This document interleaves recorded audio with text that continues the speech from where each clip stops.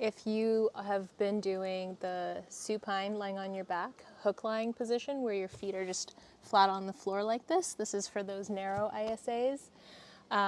This is called a 90-90, and it's because your legs are making a 90-degree position here and then in your hips as well. So you're gonna need a wall.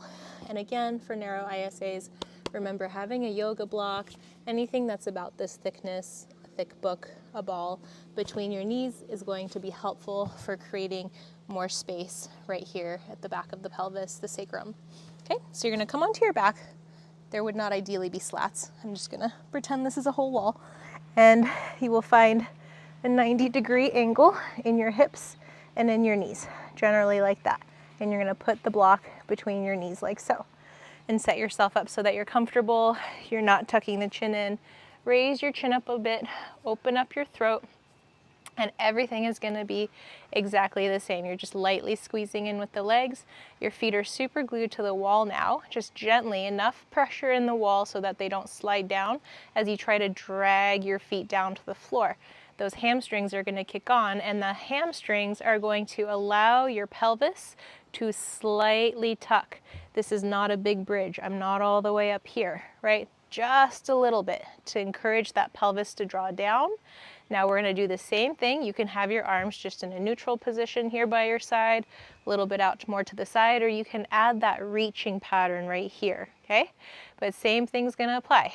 You're dragging down, hamstrings are on.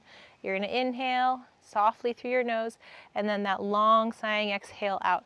You might take a few rounds to deepen that exhale every time so that you're really getting comfortable with emptying the air out completely from that bottom up, from the pelvic floor up like an elevator, exhaling and feeling the belly come down away from the hand.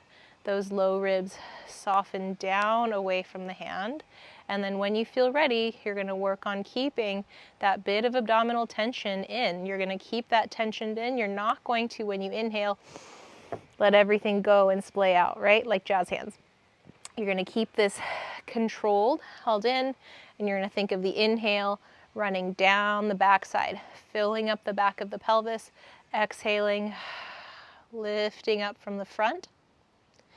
Practice that same way that you would with the hook lying position.